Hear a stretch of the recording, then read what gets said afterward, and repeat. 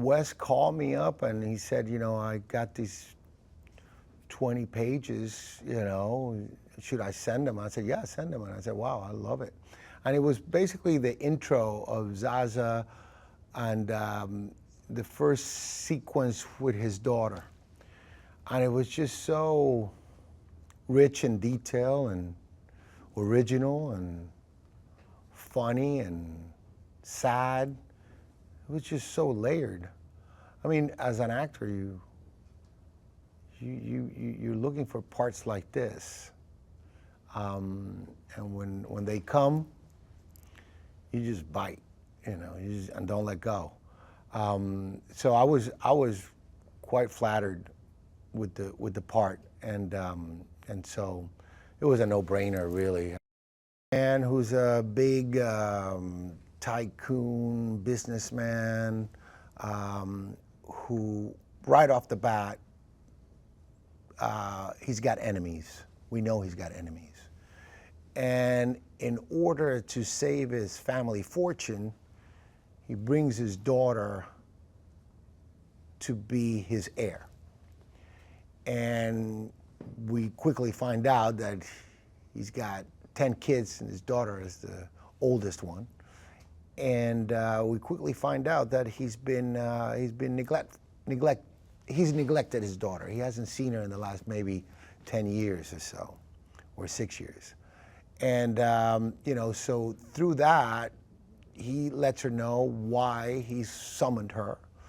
And he tells her that he's got his most important project of his lifetime, which is the Phoenician Scheme, or plan.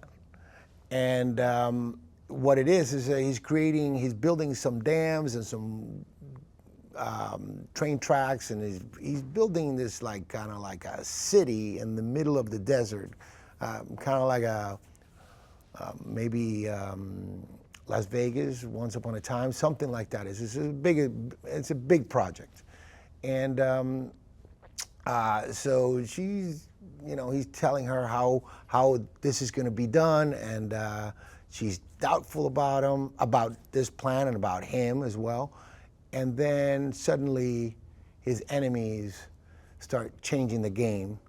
So he has to, in order to save the family fortune, he has to lock in all the investors. And he's got about 6 of them. And so he's got to travel all over the place, and he's doing anything he can to close the deal before it's too late.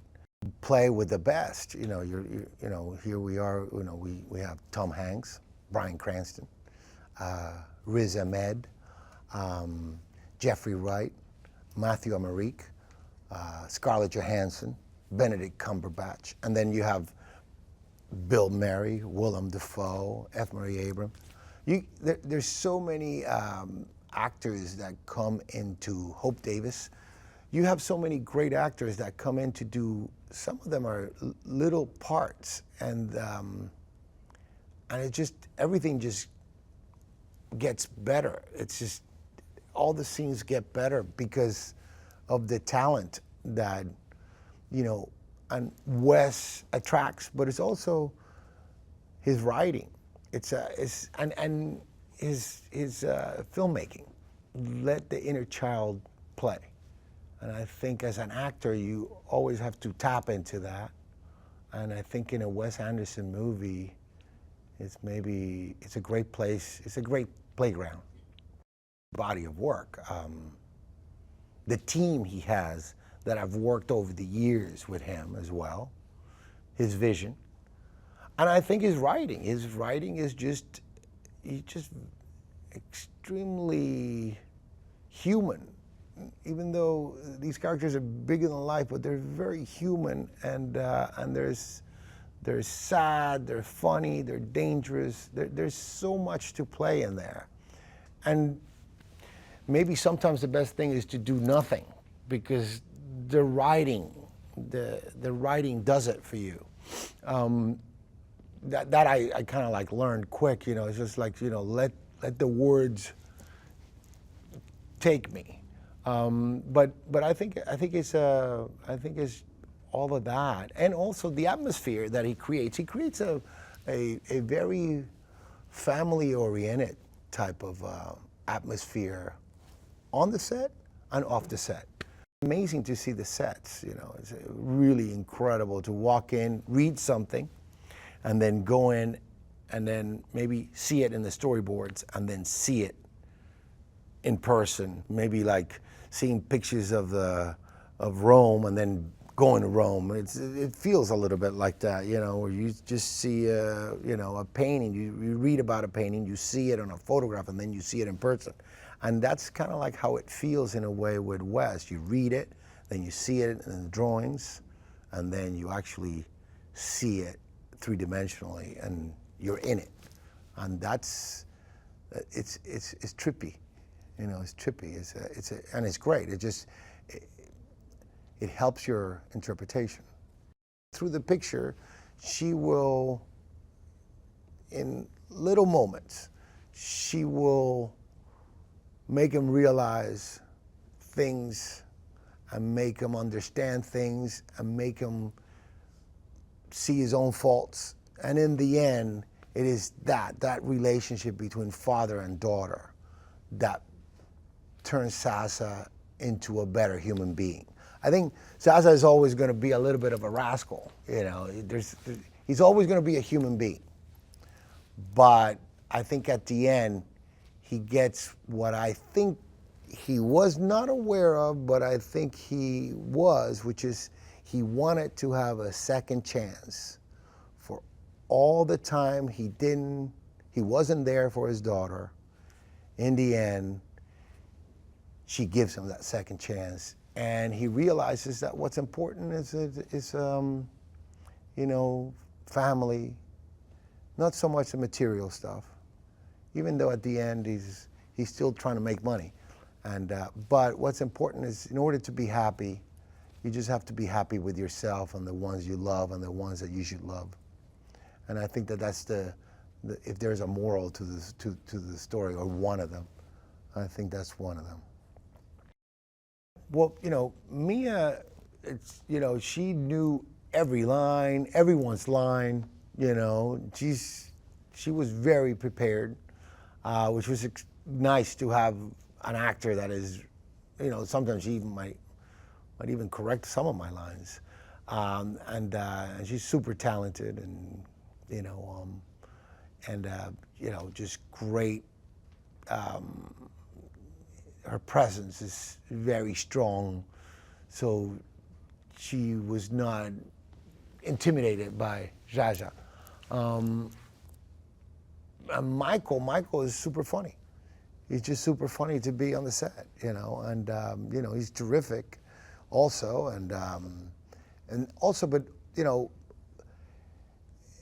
it's funny when you're working with an actor and you have an actor that is, you know, that they're like in character or committed to the part, and it's nice to work with actors like that. You know, they're younger than me. And I've never worked with any of them, but it was a pleasure to work with both of them. And what happens is they make you better, really. And that was kind of like my experience with both of them. I just think they're terrific in the film, and it was a lot of fun. I think the movie is so rich that it's impossible to watch it one time and get it all. I think it's one of those movies that pulls you in to want to watch it again. And I've been in some movies that might be like that, and you know, I call them movies that have legs, that they will, you know, travel in time. And I think, you know, Wes has many of these films, let's face it, but this one is another one. And it's kind of like amazing seeing Wes at this stage of his career. Well, I mean, there was no question about taking on the role, honestly. Like, as soon as Wes said, I'm writing something, and will you be available at this time? I said, yes, whatever it is.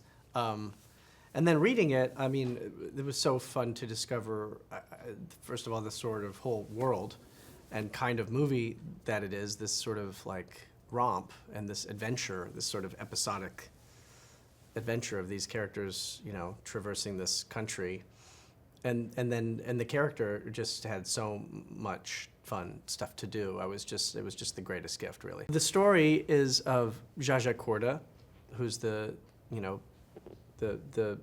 don't know if he's the hero. He's the protagonist. He's almost an antagonist, but he's this magnate in 1950s Phoenicia, in Europe, and I mean, a lot of the fun of the movie for me comes from just seeing his opulence that he lives, his wealth, and the world that he is in, the sphere that he is in, and the sort of freedom and control that he has over everything.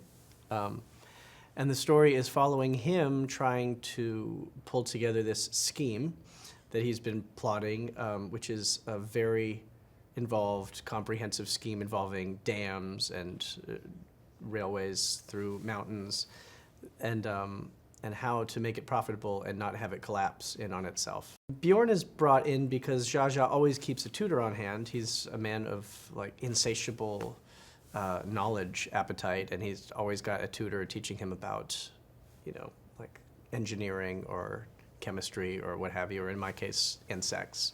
He wants to learn about insects. So he's brought Bjorn in as the on-hand tutor, and as the situation escalates, Bjorn's duties start to grow, and he takes on a more important role in the administration. Working with the bugs was great. Each one was a learning experience for me. Wes got me, as a starting gift for the movie, a amazing book by this famous French bug guy called Fabry. I think the book is called The World of Bugs or something, and it was really fascinating. I got really into it actually really fast, like just sitting and getting ready in the morning, reading about like sacred beetles, which are fascinating, and praying mantises. And actually, as I read about a praying mantis in the book before working with them, and I learned that if they do kind of sink their hooks into you, you have to kill it to get it off. Like they just won't release. So when I was working with the praying mantis, I was very, very worried about that, for my sake and for his sake. I didn't want to feel it, and I didn't want him to have to die. But everything went great. Watching Benicio play Zsa Zsa was so much fun. And I love him in this character in the movie too, which I knew I would when we were working on it, because he brings so much charm and sweetness to this character, who's on the page is sort of very, sort of a scoundrel, and very untrustworthy in his daughter's eyes, and like a person of very low moral standards. But in Benicio's hands, he's a very sympathetic guy, and actually he's just a very misunderstood guy, and he has his reasons for all the ways that he's operated in his life and in the world. And so it was just nice seeing Benicio infuse every moment of this guy, even when he's being sort of, strong-handed with his children, brings so much tenderness to it underneath. You just always feel a lot of love for this character, and yeah, I find it to be a very moving character and performance. I really loved doing the quicksand with Benicio, because he had to go in there first, and figure out how to navigate this stuff, and then I go in, and then we have to be wearing it for the next sort of 5 scenes of the movie, just caked with this like mud. That was a lot of fun. It's fun to kind of suffer through things like that with another actor. You get kind of all this slop on you in the morning, and you feel some solidarity in that. Mia Threapleton plays Liesel. It was amazing watching her do this. I was really the whole time thinking, wow, she's going to be great in this movie, and she is. It's such a nice balance, I think, between her and Benicio. They're bringing such different kind of feeling to this movie, and creating this really sweet balance. And I love the moments where you can sort of see him reflected in her. You can kind of feel that she's his daughter, just through little moments of instinct that she shows. It's very fun to watch Wes work, because he's such a captain on the set with everybody. I mean, he has, his crew is sort of this like bespoke crew that he's been, cultivating for however, 30 years or something. So there are a lot of people that really become like lifers in his world, and it's amazing watching their dynamic and their shorthands. And Wes is very involved in every aspect of the set. Like everything is run even in a very specific. I feel like he's spent sort of as much energy building the machine of production as he has put into the actual results of the movies. It feels like a very carefully created environment, and so it's great to work in, and you sort of function differently in it than on any other set. I've never sort of had an experience as an actor quite like this one, where you never leave the set as an actor. You don't like go off somewhere. There's nowhere to go really. There's no trailer or room for you, so you just pull up a chair and kind of sit and watch things going on, even if you're not involved in them. You know, the worlds in this movie created by Wes and Adam Stockhausen were unbelievable, and like the railway line in particular, and the train tracks in the tunnel felt like it was like a mile long. I mean, when we first went in there, it was unbelievable. I've never seen a soundstage that big. This was in Berlin at Studio Babelsberg, and they had like this enormous stage, and the track like ran the length of it, and they had a real train on it. That was just one, and then the airplanes that we shot in, and Zsa Zsa's home, and the ship. I mean, I really couldn't believe it. When I was reading the script, I was wondering how we were going to do this movie, and wondering if Wes was going to do a sort of forced perspective thing, or a quite two-dimensional, plane, and make it look sort of, impressionistic or something. But it was actually very immersive, and they really brought the worlds to life, and it was way bigger than I thought it would be. So it was staggering to walk onto. I personally can't wait to see it with an audience, because I think it'll be a really fun ride with an audience. I've only seen it alone with my wife in a room, and we had a lot of fun, but I think with an audience, it'll just be fun to see, how it's playing, and see where people are laughing, and where things become emotional, because I actually find the movie very moving. So, and especially at the end. So I think it'd be a very good physical experience to see it with an audience. And it's just, I think on that world on that scale, and that, on a big screen, it would just be, fun to disappear into. It's a fun world to go into. It seems a little bit of a no-brainer when you get an audition for a Wes Anderson project to go and do it, especially if you are somebody who really admires and has loved his work since you were 9, 12 years old, which I was and I am. They had given me a scene from a completely different project that had absolutely no bearing on what the actual script ended up being like in the slightest. So I had no idea at all what it was meant to be. No character description, nothing. But I did it, and then got a callback, and went in, did a few of those. Met Wes for the first time, I think, at recall number 2. And I remember I was very nervous to meet him, and then he opened the door, and he was wearing pink socks and slippers, and I was not scared of him anymore. And glasses and a stripy shirt. And we just spent a lot of time talking, which was great. And then I finally got the script. Actually, I wasn't expecting to get it at all, but to my surprise, they sent it to me after they told me that they wanted me to do a chemistry read with Benicio, and it was on a timed link, and I read it, and I didn't stop reading it, and I'm a very slow reader, so that is impressive for me. And my initial thoughts were just, holy shit. The Phoenician Scheme is about a man named Zsa Zsa Corder, who is one of the wealthiest, if not the wealthiest man in Europe.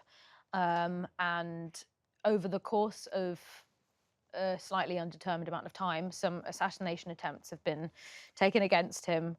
He has survived all of them, I think 6 plane crashes at this point in time. And he realizes after his most recent one that, okay, he needs to secure his family assets. And in order to do that, he needs to bring back in his estranged daughter. When that happens, and when we meet Liesel and Zsa Zsa in the same room, we become aware of the fact that actually she has ulterior motives for meeting up with him again. She has some very long time dormant, unanswered questions. And her intention behind this meeting again is also to find some answers to those things. And thus they quest onwards to go and secure their family fortune, basically, and meet some very interesting people along the way. Michael Cera's character, Bjorn Lund, is an entomologist, which is a great word, is an entomologist who has been hired by Jar Jar to tutor him during moments of his free time, I think is actually the line. And Jar Jar has a thirst for knowledge of varying different kinds. Clearly, insects are the most recent topic of interest. And seemingly by accident, but also quite possibly because of terrible planning on the part of Jar Jar, Bjorn ends up sort of becoming the administrative secretary. And it sort of it just all sort of gets intertwined from there, because he's suddenly the administrative secretary to this mad harebrained scheme that how could that possibly work? But yeah. So there are several stops that are made along the way. Stop number 1 is the Sacramento Consortium, comprising of Leland and Reagan, played by Tom Hanks and Bryan Cranston. And we meet them in a tunnel, which is a very good tunnel. It's a very good tunnel. And and essentially this negotiation, a very unconventional negotiation, happens, but they do agree to cover some of the finances that are needed. There is also a boat. There is also, oh my goodness. Well, there's a desert, which is also a tunnel. Then there's a boat, and there's a dam as well. And then there's a very expensive hotel at the end. We're sort of everywhere in such a short amount of time. Getting to do that scene with Michael was so much fun. And we're very, very serious about it, but it's funny. It's funny. Michael's getting drunk on 3 beers, and I don't drink hard liquor as a nun, but I am seemingly fine. It's funny. And we had a lot of fun doing that and trying different things. And then watching Michael seemingly get progressively more drunk as Bjorn was one of the funniest things that has ever happened. Also, Michael ad-libbed a lot, much to the encouragement of Wes, but he would regularly just like come out with random Bjorn-isms. And there was one thing that he did in the section just before the tunnel. We're out in the desert and we meet Prince Farouk, played by Riz Ahmed, who is a gem of a human being. And I think Riz is meant to say, in reference to somebody who has been injured, oh, he didn't suffer. And Michael just completely unprompted went, oh, I think he did. And we were not expecting him to do that. So I remember looking at Riz and just then looking at the ground, but then not being able to not laugh. And then everybody was laughing and the accent was brilliant. Oh, Michael's just hilarious. When we meet Liesl, we meet her not only in a very simple, very pared back way, but we also meet her with a very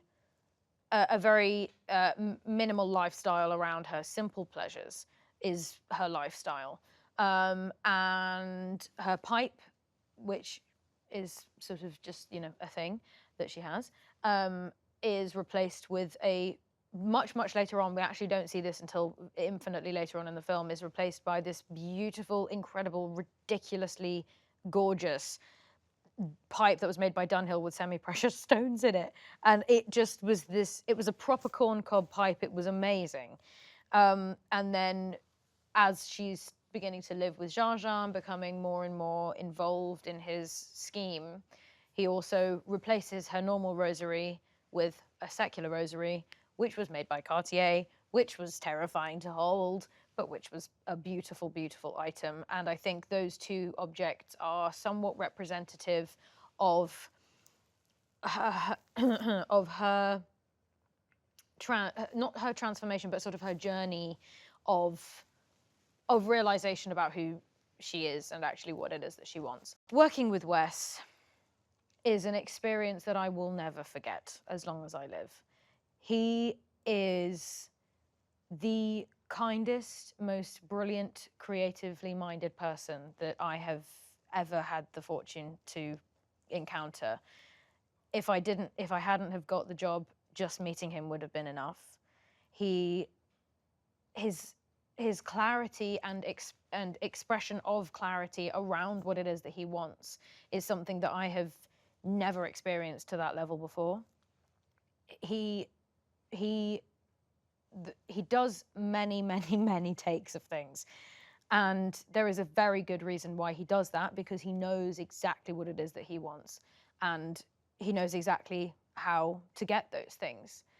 And at no point did I feel like I couldn't ask him a question or couldn't discuss something with him.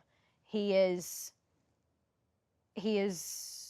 amazing. He is truly the most one-of-a-kind person that I've ever had the fortune to meet.